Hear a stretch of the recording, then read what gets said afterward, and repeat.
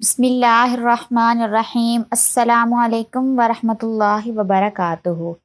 میری بیوی نے شادی کی پہلی رات ہی شرط رکھ دی تھی کہ جب تک ہمیں پہلا بچہ نہیں ہو جاتا وہ مجھے اپنا چہرہ نہیں دکھائے گی، اور اگر میں نے یہ شرط نہیں مانی تو بے شک اسے طلاق دے دو۔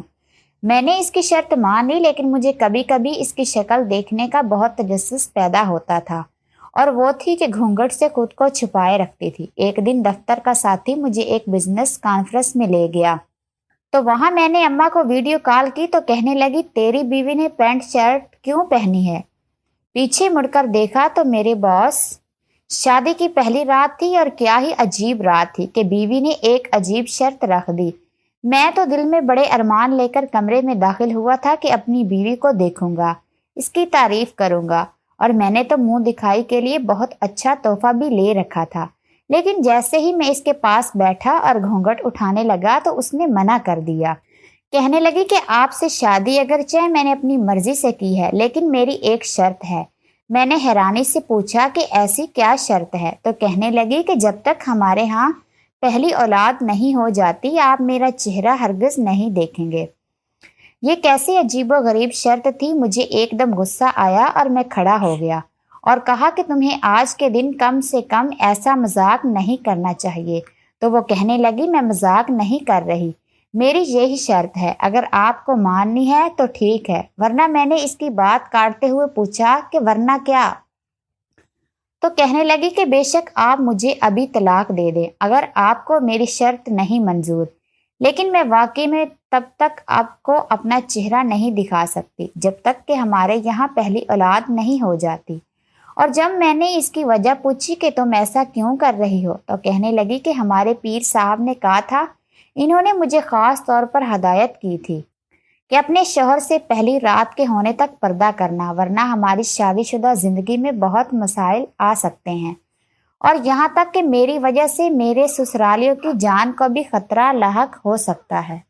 آپ کی بات کچھ ایسی تھی کہ میں بھی سوچ میں پڑ گیا، کیونکہ میرا بھی شروع سے پیروں فقیروں پر بہت زیادہ اعتماد اور اعتقاد رہا کہ مجھے مان نہ لینا چاہیے۔ پہلے مجھے شک ضرور ہوا تھا کہ کہیں وہ ایک بدصورت لڑکی تو نہیں جو مجھ سے اپنا چہرہ چھپا رہی ہے، لیکن پھر مجھے یاد آیا اماں نے اس کے حسن کے بہت قصیدے پڑھے تھے۔ اگر ہم ایک دوسرے کے ساتھ تعاون کریں گے تو ہماری زندگی بہت اچھی گزرے گی، لیکن تم پر کوئی دباؤ نہیں، کوئی زور زبردستی نہیں۔ اگر تم اس شرط کو نہیں ماننا چاہتے تو بے شک مت مانو، لیکن میں جس سے بھی شادی کروں گی میں نے اس سے اس شرط پر ہی شادی کرنی ہے، کیونکہ یہ میرے پیر صاحب کا حکم ہے۔ اس کی آواز بہت پیاری تھی اور میں نے سوچا کہ جی اس کی آواز اتنی پیاری ہے وہ خود کتنی ہی پیاری ہوگی۔ میں نے کچھ لمحے سوچنے میں لگائے اور پھر اسے کہہ دیا کہ ٹھیک ہے، جیسے تم کہو ویسے ہی کر لیتے ہیں۔ میں نہیں چاہتا تھا کہ بات کا پتنگر بنے اور وہ ناراض ہو کر چلی جائے، اس میں میری بھی بدنامی ہوتی اور لوگ طرح طرح کی باتیں کرتے کہ پہلی رات اس کی بیوی اس کو چھوڑ کر چلی گئی، تو میں نہیں چاہتا تھا کہ لوگوں کو باتیں بنانے کا موقع ملے۔ صبح ولیمے پر بھی میری بیوی نے گھونگھٹ اوڑھ رکھا تھا۔ اصل میں ہمارا خاندان بہت مذہبی قسم کا تھا اور عورت کے پردے پر بہت توجہ دی جاتی تھی، اسی لیے بارات والے دن بھی میری بیوی نے گھونگھٹ اوڑھا تھا، اور آج کے دن بھی، تاکہ اس پر کسی غیر محرم کی نظر نہ پڑے۔ خود مجھے امید تھی کہ میری بیوی کو میری ماں یا بھابھیوں کے علاوہ اور کسی نے بھی نہیں دیکھا ہوگا، اس لحاظ سے میں خوش تھا کہ میری شادی ایسی لڑکی سے ہوئی ہے جو میری پسند کے عین مطابق ہے، ورنہ آج کل کی ایسی لڑکیاں کہاں ملتی ہیں کہ جو گھر کو اچھے طریقے سے سنبھالنے میں ماہر ہوں اور شوہر کی اطاعت بھی کریں۔ میری بیوی ہر لحاظ سے ایک مکمل اور اچھی سلجھی ہوئی لڑکی تھی۔ میں نے اسے نماز پڑھتے ہوئے بھی دیکھا اور گھر کا کام کاج سنبھالتے ہوئے بھی۔ بس یہ تھا کہ جب تک میں گھر میں موجود رہتا اس نے چہرے کو چھپایا ہی ہوتا تھا۔ میں خوش تھا کہ مجھے ایسی بیوی ملی ہے جس نے میرے گھر کو جنت تو بنا دیا ہے، بس میں کبھی کبھی اس کا چہرہ دیکھنے کی چاہ میں مجبور ہو جاتا تھا، لیکن اس کی ناراضگی کے ڈر سے خوف بھی محسوس ہوتا تھا، کیونکہ ایک دن میں نے ایسی کوشش کی تھی، وہ مجھ سے بہت دنوں تک ناراض رہی تھی۔ ہوا کچھ یوں کہ وہ رات کو سو رہی تھی اور سوتے ہوئے بھی وہ نقاب کر کے سوتی تھی۔ میں نے دل کے ہاتھوں مجبور ہو کر سوچا کہ سو رہی ہے، اس سے کیا پتہ چلے گا، اس کا نقاب کھول کر اس کی شکل دیکھ لیتا ہوں۔ ابھی میں نے اس کے نقاب کو کھولنے کے لیے ہاتھ بڑھایا ہی تھا کہ اچانک اس نے میرا ہاتھ پکڑ لیا اور فوراً سے اٹھ گئی۔ کہنے لگی کہ آپ یہ مت سمجھے کہ نیند میں مجھے پتہ نہیں چلے گا کہ آپ کے کیا ارادے ہیں۔ جب میں نے آپ کو منع کیا تھا کہ آپ میری شکل نہیں دیکھیں گے تو ایسا کیوں کر رہے ہیں؟ آپ نے شرط کو توڑ دیا ہے۔ میں اب یہاں پر نہیں رہوں گی، میں ابھی اپنے گھر جا رہی ہوں۔ میں تو گھبرا ہی گیا اور بڑی مشکل سے اس کو روکا اور اس سے وعدہ کیا کہ آج کے بعد ایسا کبھی نہیں ہوگا۔ ایک دن میری امی نے کچھ دنوں کے لیے رہنے آئی تو مجھے کہنے لگی کہ جب تک آپ کی ماں ہمارے گھر پر ہے میں ان کے سامنے نقاب نہیں کر سکتی، لیکن آپ کو وعدہ کرنا ہوگا کہ جب میں آپ کی ماں ہمارے آس پاس ہوگی تو آپ قریب نہیں آئیں گے۔ میں نے اس سے وعدہ کر لیا کیونکہ میں اس کو اب کسی بھی لحاظ سے نہیں کھونا چاہتا تھا۔ ایسے ہی لڑکی تو نصیب والوں کو ملتی ہے جیسے کہ میری بیوی تھی۔ میں نے جس گھرانے میں آنکھ کھولی تھی وہاں پر شروع سے ہی قدامت پرستی کا رواج تھا۔ ہمارے گھر کی بہو بیٹیوں کو پڑھنے کے لیے نہ تو باہر جانے کی اجازت تھی اور نہ ہی دوسری لڑکیوں کی طرح گھومنے پھرنے کی، بس گھر میں ہی تھوڑا بہت لکھا پڑھا کر ان کی شادی کر دی جاتی تھی۔ کیونکہ ہم ذمہ دار گھرانے سے تعلق رکھتے تھے اور گاؤں میں ایسا ہی رواج تھا تو سبھی مرد یہی سمجھتے تھے کہ عورت کا گھر سے باہر نکلنا گناہ ہے، وہ گھر کی چار دیواری میں ہی رہے اور اپنے شوہر اور سسرال والوں کی خدمت کرے، یہی اسی کا کام ہے۔ میری دو بہنیں تھیں اور دونوں کی شادی کم عمری میں ہی کر دی گئی تھی، اور جب تک میری بہنیں گھر میں ہی رہی تھی آج تک انہوں نے کبھی بھی گھر کی دہلیز پار نہیں کی تھی۔ جب بھی کہیں جانا ہوتا تھا وہ گھر والوں کے ساتھ ہی جاتی تھی۔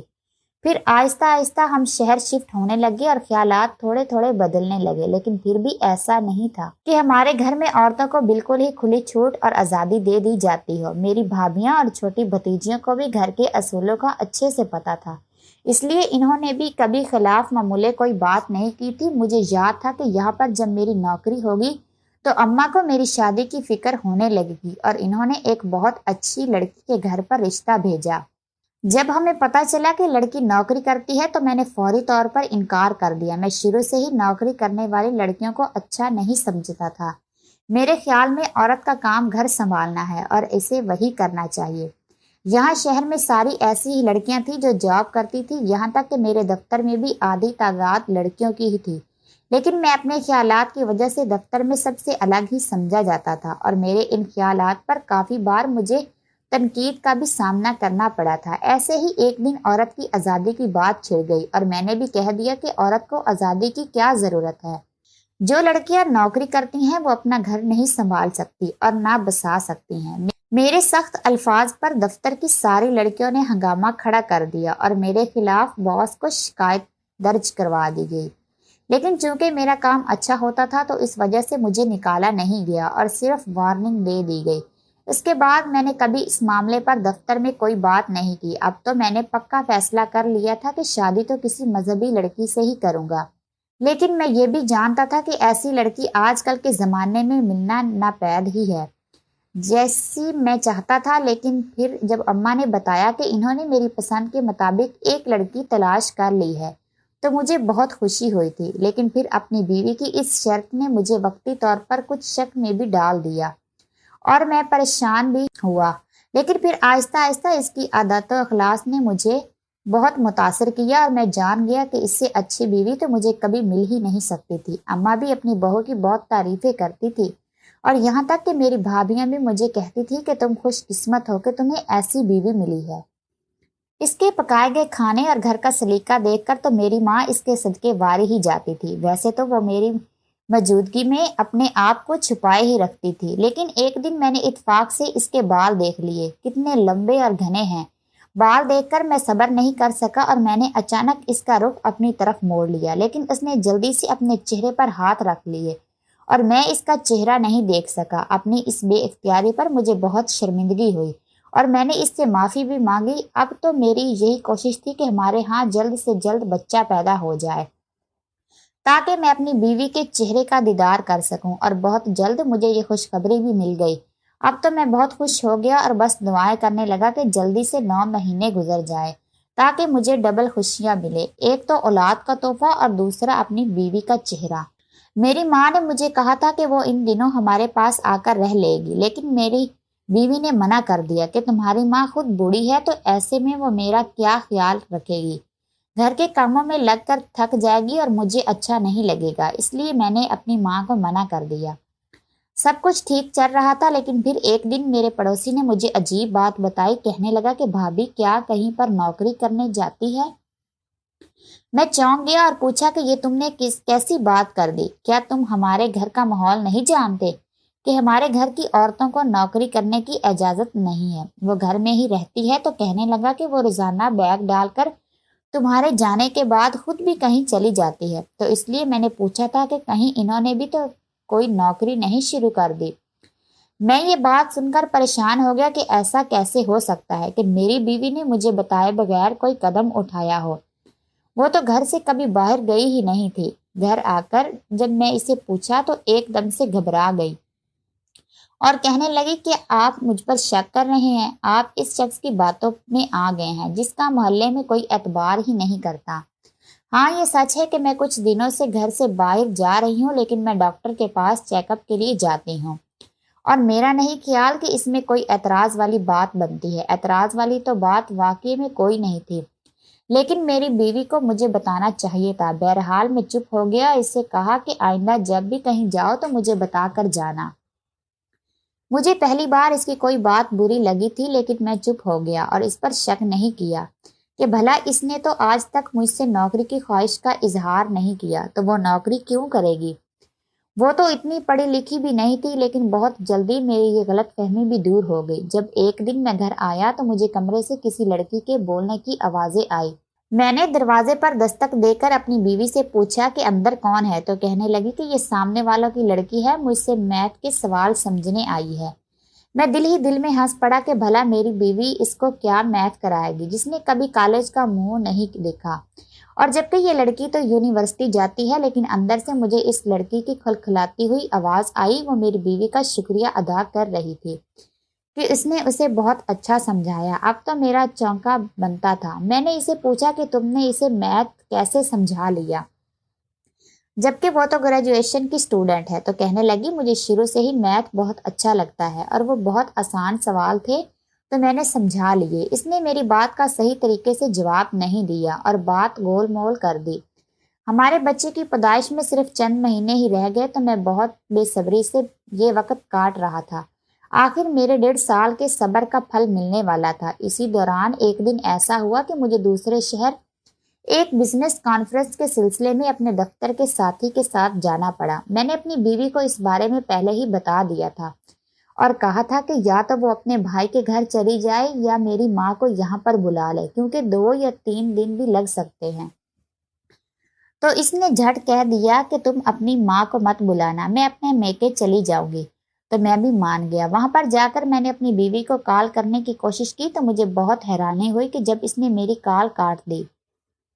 2 سے 3 بار ایسا ہی ہوا تو میں پریشان ہو گیا، کیونکہ ایسا کبھی نہیں ہوا تھا کہ اس نے میری کال کاٹی ہو، ہاں مصروف ہو، دور فون نہ اٹھائے تو الگ بات ہوتی تھی۔ اس کے بعد میں نے دوبارہ کوشش کی تو اس بار نمبر ہی بند ملا۔ مجھے بہت غصہ آیا کہ حد ہوتی ہے لاپرواہی کی۔ مجھے اس کے بارے میں فکر ہو رہی تھی اور یہ میرا فون ہی نہیں اٹھا رہی تھی۔ میں نے اپنے سالے کو فون کیا تاکہ اپنی بیوی کی خیریت معلوم کر سکوں کہ وہ میکے پہنچ گئی ہے یا نہیں، تو اس نے بتایا کہ نہیں، ابھی تک تو نہیں، باجی گھر نہیں آئی۔ اس کا مطلب تھا کہ اس نے اماں کو ہی گھر پر بلا لیا ہوگا اگر وہ اپنے میکے نہیں گئی، کیونکہ میں نے اس کو کبھی اجازت نہیں دی تھی کہ وہ ایک رات بھی گھر پر اکیلی رہے۔ میں نے اماں کو ویڈیو کال کی تاکہ اس بہانے میں اپنی بیوی کو بھی دیکھ سکوں، لیکن حیرانی والی بات تو یہ تھی کہ اماں بھی بھابھی کے گھر پر نظر آ رہی تھی اور وہ میرے گھر پر نہیں گئی تھی۔ اب اگر میں انہیں بتاتا کہ ان کی بہو گھر پر اکیلی ہے تو وہ مجھے بھی ڈانٹتی اور اس کو بھی، اور پریشان الگ ہوتی۔ ابھی میں یہ سب سوچ ہی رہا تھا کہ اماں چونک کر مجھے کہنے لگی کہ میں ابھی بہو کے بارے میں پوچھنے ہی والی تھی کہ تو اسے کہاں پر چھوڑ کر گیا ہے، یہیں پر بھیج دیتا، لیکن یہ تم نے عجیب کام ہی کیا ہے کہ اسے ساتھ ہی لے کر چلے گئے ہو۔ تمہیں پتا تو ہے ہمارے خاندان کے یہ رسم و رواج نہیں، ویسے بھی وہ امید سے ہے۔ میں نے چونک کر کہا کہ امی آپ یہ کیا کہہ رہی ہیں، میں بھلا اسے ساتھ لے کر کیوں آؤں گا؟ تو میں ناراض ہوتے ہوئے کہنے لگی کیوں تم مجھے پاگل بنا رہے ہو، میں نے ابھی ابھی اسے یہیں پر دیکھا ہے، تمہارے پیچھے ہی تو کھڑی تھی۔ اب تو میں پاگل ہی ہو گیا کہ امی کو ضرور کوئی غلط فہمی ہوئی ہے، میری بیوی تو کسی بھی صورت یہاں پر ہی نہیں سکتی۔ میری بیوی تو کسی بھی صورت یہاں پر ہو ہی نہیں سکتی تھی، لیکن وہ بضد تھی اور مجھے کہنے لگی میں کیمرہ ہر طرف گھماؤں تاکہ وہ اپنی بہو کو تلاش کر سکے۔ پھر ایک دم سے ایک لڑکی کی طرف اشارہ کر کے کہنے لگی کہ وہ دیکھ تیری بیوی وہیں پر تو کھڑی ہے اور تو مجھے پاگل بنا رہا تھا۔ لیکن یہ کیا، اس نے ایسے عجیب سے کپڑے پہن رکھے ہیں اور برقع نہیں پہنا ہوا۔ میں نے چونک کر پیچھے دیکھا تو عین پیچھے میری باس کھڑی تھی، جس کا رخ دوسری طرف تھا، لیکن شاید اس کے بالوں کی وجہ سے اماں کو غلط فہمی ہو رہی تھی اور وہ اس اپنی بہو سمجھ رہی تھی۔ میں نے اماں کو سمجھانے کی بہت کوشش کی، لیکن اچانک ہی وہ اونچی آواز میں اس کو آواز دینے لگی تو اس سے پہلے ہی میں گھبرا کر فون بند کرتا، باس بھی اچانک پلٹ گئی اور جب اس کی نظر مجھ پر میرے موبائل کی سکرین سے نظر آتی میری ماں پر پڑی تو میں نے اس کے چہرے کے رنگ اڑتے ہوئے دیکھے۔ اماں اس کو دیکھ کر کہنے لگی کہ بہو تم یہاں پر کیا کر رہی ہو، اور وہ بھی اس حال میں۔ اماں کو اس کو یوں سامنے دیکھ کر بہو مخاطب کرنے پر میں نے پھٹی ہوئی نگاہوں سے اس کی جانب دیکھا کہ یہ سب کیا چل رہا ہے۔ دوسری طرف میری باس کے چہرے کی رنگت ہی پیلی پڑ گئی تھی اور وہ کہنے لگی اماں میں آپ سے بعد میں بات کرتی ہوں۔ اب تو شک والی کوئی بات ہی نہیں تھی، میں کبھی سوچ بھی نہیں سکتا تھا کہ میرے ساتھ اتنا بڑا دھوکہ بھی ہو سکتا ہے۔ میرے سامنے کھڑی وہ میری باس ہی اصل میں میری بیوی تھی۔ مجھے اپنا دل بند ہوتا ہوا محسوس ہوا اور میں وہاں سے جانے ہی لگا تھا کہ اچانک وہ میرے ہاتھ پکڑ کر کہنے لگی میری پوری بات تو سن لو، ہاں یہ سچ میں ہی ہے تمہاری بیوی ہوں، لیکن میں نے ایسا کیوں کیا یہ تو جان لو۔ یہ تو میں بھی پوچھنا چاہتا تھا کہ اس نے میرے ساتھ اتنا بڑا دھوکہ کیوں کیا، میرے جذبات کے ساتھ کیوں کھیلا۔ تو مجھے لے کر ایک طرف آ گئی اور کہنے لگی تم جانتے ہو کہ میرا اس دنیا میں میرے بھائی کے علاوہ کوئی نہیں، اور ابھی اسے بزنس کی سمجھ بوجھ نہیں، تو اس دفتر کا سارا انتظام تو میرے مینیجر وغیرہ ہی سنبھالتے ہیں اور میں بہت کم یہاں پر آتی ہوں۔ میں نے کبھی اپنا امپلائیز پر اتنا غور نہیں کیا کہ کون کس سے فطرت کا ہے، لیکن میں نے کئی بار تمہیں دوسروں کی مدد کرتے دیکھا اور تمہیں ایک اچھا انسان پایا، لیکن اس کے باوجود میں نے تم پر کبھی اتنا غور نہیں کیا کہ تم سے شادی کے بارے میں سوچوں، اور عورتوں کے بارے میں تمہارے خیالات جاننے کے بعد تو بالکل بھی میں تم سے کبھی شادی کا سوچ ہی نہیں سکتی تھی۔ لیکن پھر جب تم نے ایک روڈ ایکسیڈنٹ میں میرے بھائی کی جان بچائی اور خود پر چوٹ کھائی تو تم میرے دل میں اتر گئے۔ میں نے کبھی سوچا بھی نہیں تھا کہ میں تم سے محبت کر بیٹھوں گی، جس کے اختلافات اور نظریات سے ہی مجھے بہت اختلاف تھا۔ اگرچہ میں اس دفتر بہت کم آتی تھی کیونکہ میں مین برانچ میں ہی زیادہ تر پائی جاتی تھی، لیکن اس کے باوجود میں تمہاری خاطر یہاں پر بھی آنے لگی اور میں نے تم سے شادی کا فیصلہ کر لیا۔ لیکن میں یہ بھی جانتی تھی کہ تم کبھی بھی مجھ سے شادی نہیں کرو گے، کیونکہ تم عورتوں کو لے کر ایک بہت محدود سوچ کے مالک ہو۔ تب میں نے یہ سوچا کہ مجھے تمہاری سوچ بدلنی ہوگی، لیکن یہ تبھی ہو سکتا تھا جب میں تمہارے ساتھ رہتی، اور تم تو کبھی میرے ساتھ رہنے پر تیار ہی نہیں ہوتے، اس لیے مجھے اس شرط کا جھوٹا ناٹک کرنا پڑا کہ ایک پیر نے ایسا کہا تھا، یہ جھوٹ بولنا پڑا۔ اب تو مجھے بتاؤ کہ میں تمہارے ساتھ 1.5 سال سے ہوں، کیا تم نے کبھی میرے کردار میں کوئی خرابی دیکھی؟ یہاں پھر تم نے یہ محسوس کیا ہو کہ میں گھر کو نہیں سنبھال سکتی، مجھے کھانا بنانا یا صفائی وغیرہ نہیں کرنے آتی، یا میں رشتے نہیں سنبھال سکتی، میں اپنے دفتر کو بھی اور گھر کو دونوں کو ایک ساتھ مینج کرتی تھی۔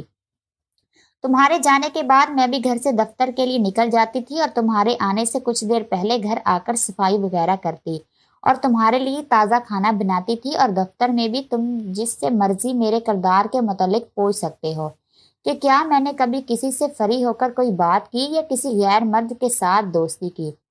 تمہیں بس یہ احساس دلانا چاہتی ہوں کہ عورتیں کمزور نہیں ہیں، اور آج کے زمانے میں ملک و قوم کی ترقی میں ان کا بھی اتنا ہی کردار ہے اور حق ہے جتنا کہ مردوں کا۔ اور تم تو جانتے ہو کہ اس کانفرنس میں کتنی بڑی بڑی غیر ملکی کمپنیوں کو میں لیڈ کرنے والی ہوں، تو تم ہی بتاؤ کہ کیا میں ایک اچھی گھریلو عورت نہیں ہوں؟ میں 5 وقت کی نماز بھی پڑھتی ہوں اور دفتر میں کام بھی کرتی ہوں اور اس کے ساتھ ساتھ گھر بھی سنبھالتی ہوں، لیکن صرف اس وجہ سے کہ میں نوکری کرتی ہوں تو کیا میں غلط ہوں؟ اگر کوئی لڑکی پورے کپڑے پہنے ہوئے ہے جس سے اس کا جسم واضح نہیں ہو رہا، لیکن وہ صرف اس وجہ سے غلط قرار دی جائے کہ اس نے برقع نہیں پہنا، تو کیا ہم اسے بدکردار کہیں گے؟ زمانہ بہت آگے بڑھ چکا ہے، اب وہ دور ہرگز نہیں ہے کہ آپ اپنی بہن بیٹیوں پر پہرے لگا کر ان سے زندگی جینے کا حق ہی چھین لیں۔ اپنی بیوی کی ساری باتیں سن کر تو میں دم بخود ہی رہ گیا تھا۔ زندگی کے اس رخ سے تو میں نے کبھی واقفیت ہی حاصل نہیں کی تھی۔